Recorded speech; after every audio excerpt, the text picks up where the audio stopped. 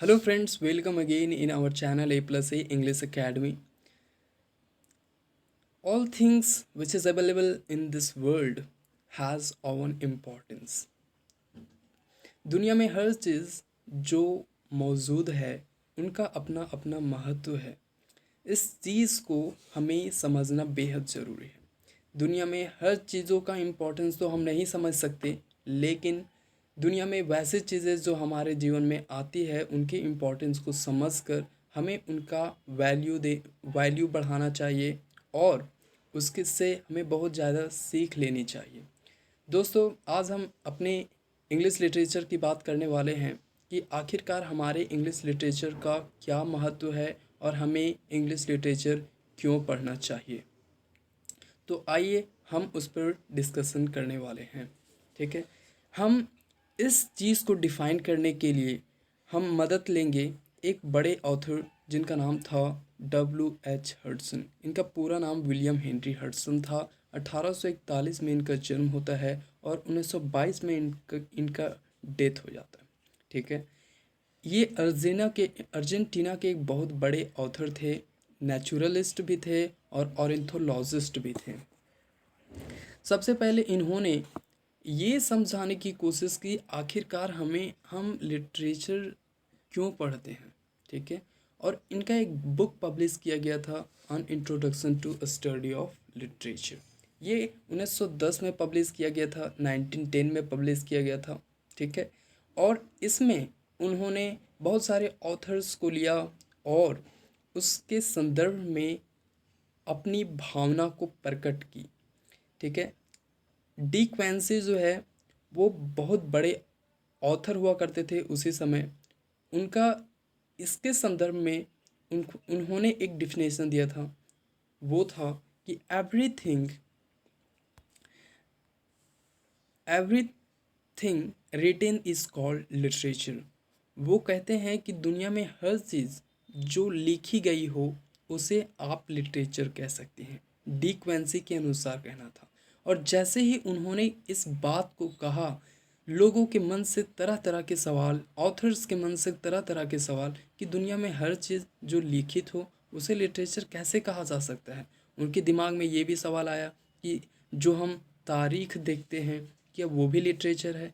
उनके दिमाग में ये सवाल आया कि कोई बच्चा अगर पढ़ने के लिए टाइम टेबल तैयार करता है तो क्या वो भी लिटरेचर का भाग है। तो डी क्वेंसी जो है वो इस बात को और भी डिफाइन करते हुए उन्होंने क्या किया, उन्होंने फिर से क्या किया कि उन्होंने लिटरेचर को पार्ट में बांटा। ठीक है, उन्होंने लिटरेचर को दो पार्ट में बांटा। जैसा कि आप देख सकते हैं कि उन्होंने क्या किया, इंग्लिश लिटरेचर को दो पार्ट में डिवाइड किया। एक तो लिटरेचर ऑफ नॉलेज एंड दूसरा जो था वो लिटरेचर ऑफ पावर। ठीक है, literature of knowledge and literature of power में उन्होंने डिफाइन किया। लिटरेचर ऑफ नॉलेज में उन्होंने क्या किया, उन्होंने कहा कि हर वो चीज़ जो किसी पार्टिकुलर चीज़ के बारे में हमें इंफॉर्मेशन दे उसे लिटरेचर ऑफ नॉलेज के में रखेंगे। और वो चीज़ जो हमें हमें अंदर से इंटरनल पावर प्रदान करे हम उसे लिटरेचर ऑफ पावर में रखेंगे। ठीक है, देखिए यहाँ पर इंग्लिश लिटरेचर को बहुत ही डीपली तरीके से डिफाइन किया जा रहा है। और विलियम हेनरी हडसन का पहला क्लासिफिकेशन ये था कि according to De Quincey the literature which just give you information और some knowledge about any particular area. हर वो लिखी चीज़ जो आपको किसी पार्टिकुलर एरिया के बारे में नॉलेज देता है। जैसे टाइम टेबल क्या नॉलेज देता है, ये आपको आपका समय बताता है कि आखिरकार आप कोई भी काम कब करना चाहिए या आप कब करेंगे। तो ये टाइम टेबल है, ये कोई पार्टिकुलर चीज़ के बारे में नॉलेज है, इसलिए हम इसे लिटरेचर ऑफ नॉलेज में रखेंगे। न्यूज़ जो है वो आप सुनते होंगे, न्यूज़पेपर आप देखते होंगे, उसमें क्या है कि किसी एक पार्टिकुलर एरिया के बारे में हमें इंफॉर्मेशन दिया होता है। जैसे मान के चले कि HEC जो है झारखंड का, वो एक हैवी कंपनी आपको पता है। ठीक है, तो वो अगर बंद होने वाला है उसके बारे में न्यूज़पेपर में लिखा गया, वो भी तो एक पार्टिकुलर एरिया के बारे में है। मेडिकल रिपोर्ट्स जो हमें डॉक्टर के द्वारा दिए जाते हैं वो भी लिखित होते हैं, तो उसे आप लिटरेचर ऑफ नॉलेज में रखेंगे। दूसरा पार्ट लिटरेचर ऑफ पावर में उन्होंने आखिरकार क्या इसमें इसके संदर्भ में क्या कहा, तो literature which gives some power और एनर्जी और some fuel to live our life in better manner. वो लिखी हुई चीज़ें जो हमें इंटरनल पावर देती है, हमें जीवन में जीने के लिए फ्यूल प्रदान करती है उस, और हम अपने जीवन को बहुत ही मैनर तरीके से, बहुत ही वेल डन तरीके से आप अपने जीवन को जीते हैं। लिटरेचर ऑफ पावर में उसे क्लासिफाई किया गया। उनका एग्जाम्पल देते हुए कहते हैं poetry, drama, novel, Hamlet, Macbeth, ये सब सारी चीज़ें, the Bhagavad Gita, the Quran, the Bible, the old man and the sea, जैसे आप सेमेस्टर 3 में पढ़ेंगे, ये सब सारी चीज़ें जो है वो लिटरेचर के भाग हैं और इसे आप लिटरेचर ऑफ पावर में पढ़ेंगे। ठीक है, तो यहाँ पर आपने ये देखा कि लिटरेचर को दो तरीके से डिफाइन किया गया, literature of knowledge and literature of power.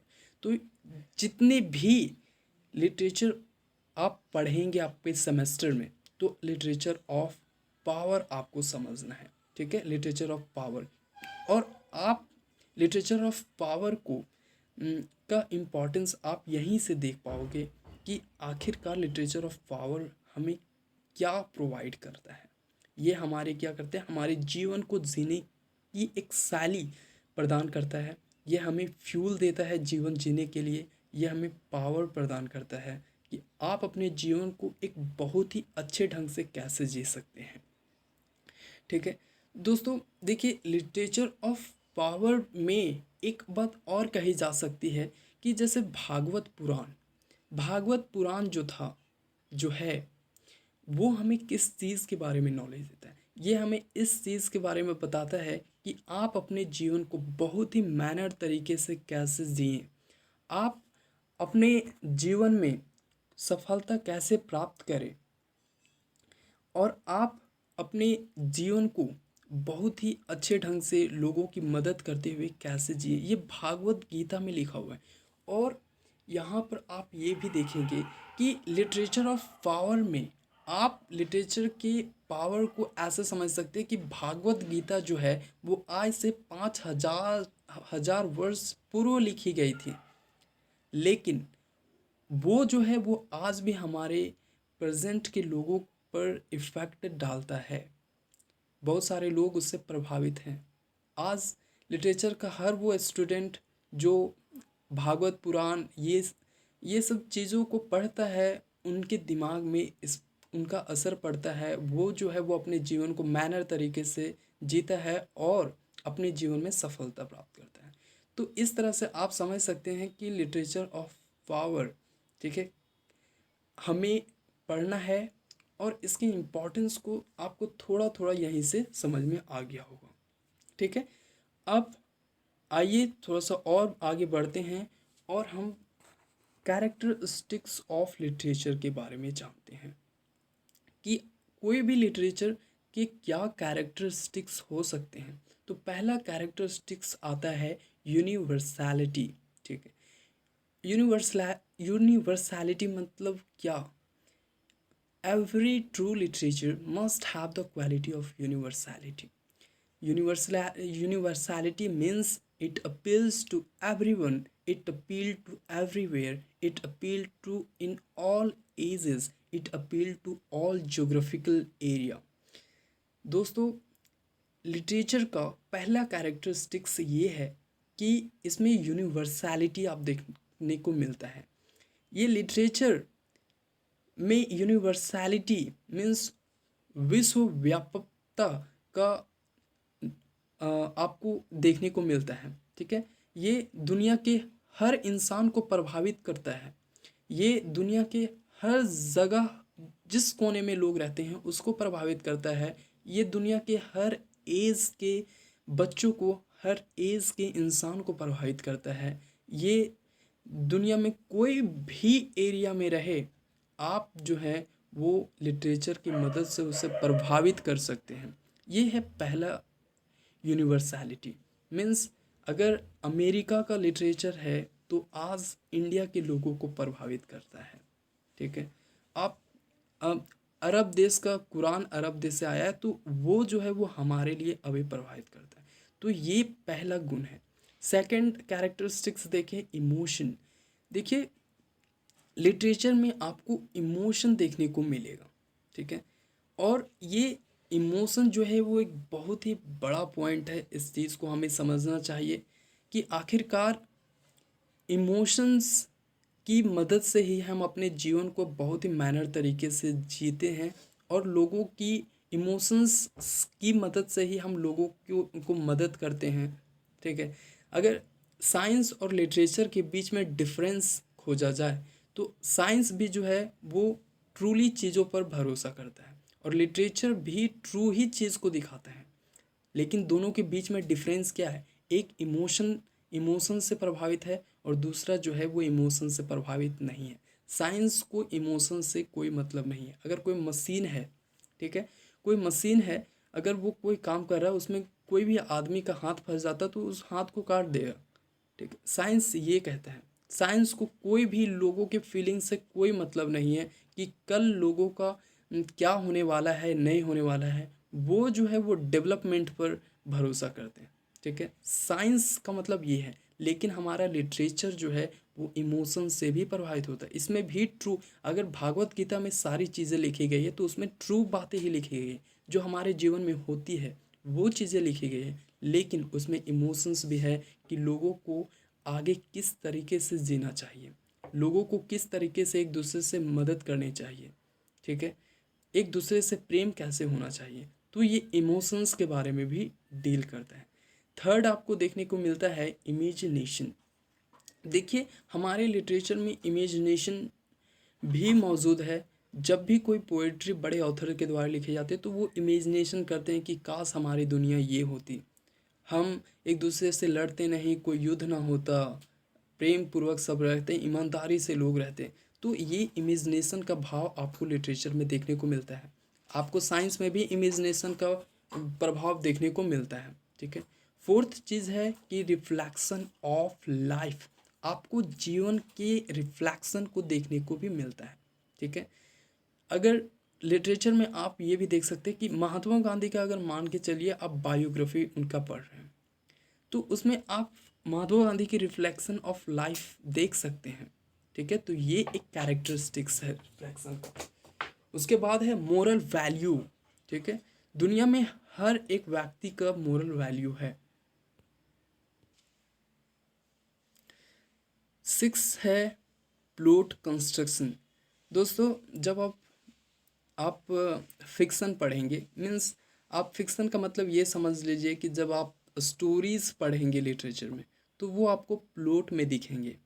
ठीक है, वो प्लॉट में बेसिकली लिखा जाता है। और सबसे बड़ा सवाल आपका आ रहा होगा कि दिमाग में प्लॉट क्या होता है, तो आप सेमेस्टर वन में इसको बहुत अच्छे से तरीके से इसे पढ़े होंगे। और प्लॉट मीन्स एज अ, आप ये समझ सकते हैं कि कोई भी चीज़ को जो है वो पार्ट में डिवाइड करके लिखा गया है। ठीक है, सेवन नंबर है सेटिंग। ठीक है, तो हर एक जो भी चीज़ें लिखी जाती हैं, अगर सपोज करें कि कोई स्टोरी लिखा गया है या फिर कोई पोइट्री लिखा गया है, तो उसे किस चीज़ पर आधार मानकर उसको लिखा गया है। कोई पेड़ के पर कोई कोयल गीत गा रही है, तो ये हुआ उसका सेटिंग। एंड एट आपको देखने को मिलता है कैरेक्टर्स। ठीक है, तो ये लिटरेचर जब आप पढ़ते हैं कोई स्टोरी तो उसमें आपको कैरेक्टर्स भी देखने को मिलता है। तो ये कुछ कैरेक्टरिस्टिक्स थे लिटरेचर के। ठीक है, अब देखिए, एक राइटर हुए जॉर्ज बर्नार्ड शॉ। ठीक है, जॉर्ज बर्नार्ड शॉ जो है वो अ, बहुत ही अच्छे तरीके से लिटरेचर के इम्पोर्टेंस को समझाया। उन्होंने ये बताया कि आखिरकार हम लिटरेचर क्यों पढ़ें। ठीक है, और इस सेंटेंस को आपको दिमाग में रखना है। और जब आप लिटरेचर पढ़ेंगे तो आपको एक मोटिवेशन मिलेगा कि आखिरकार लिटरेचर का महत्व क्या है, आप लोगों को समझा भी सकते हैं। ठीक है, तो देखिए, आप यहाँ पर ये देखेंगे कि लिटरेचर का आखिरकार क्या महत्व है। तो वो कहते हैं कि if you have an apple, अगर तुम्हारे पास एक एप्पल है and I have an apple, हमारे पास एप्पल है, if we exchange our apples, अगर हम अपने सेब को बदल लें, एक दूसरे को दे दें, तब you will have an apple, तुम्हारे पास एक एप्पल होगा, और and I too will have an apple, हमारे पास एक एप्पल होगा। मीन्स जब आपके पास दोस्त, आपके आपके दोस्त पास भी एक सेब है, आपके पास भी एक सेब है, अगर आप उन दोनों फलों को एक्सचेंज कर लेते हैं, आप एक सेब अपने दोस्त को दे देते हैं और आपका दोस्त जो है वो आपको दे देता है, तो जब आप फल को एक्सचेंज कर लेते हैं तब भी आपके पास एक ही सेब बचता है और आपके दोस्त के पास भी एक ही सेब रहता है, ठीक है। लेकिन but if you have an idea, अगर आपके पास कुछ आइडिया है and I have an idea, और हमारे पास, आपके दोस्त पास एक आइडिया है, अगर आप अपने आइडिया को एक्सचेंज करते हैं, तब आप तब क्या होगा कि आपके पास भी दो आइडिया होगा और हमारे पास, आपके दोस्त के पास भी दो आइडियाज़ होंगे। तो ये है main theme of literature. George Bernard Shaw की कमाल की ये सेंटेंस जो है वो इम्पोर्टेंस ऑफ लिटरेचर को बहुत अच्छे ढंग से एक्सप्लेन कर देता है, ठीक है। तो लिटरेचर में आपको अपने जीवन को जीने के लिए इतने आइडियाज़ मिलेंगे कि आप अपने जीवन में मोटिवेट होते रहेंगे और आप दुनिया में हर एक इंसान को मोटिवेट कर सकते हैं। दोस्तों, एक चीज़ मैं बता दूं कि अभी जितनी भी मोटिवेटर हैं इन दिस वर्ल्ड, ठीक है, आप कह सकते हैं कि वो सारे लोग जो हैं वो कहीं ना कहीं लिटरेचर को पढ़ा, उस चीज़ों को जाना, ठीक है।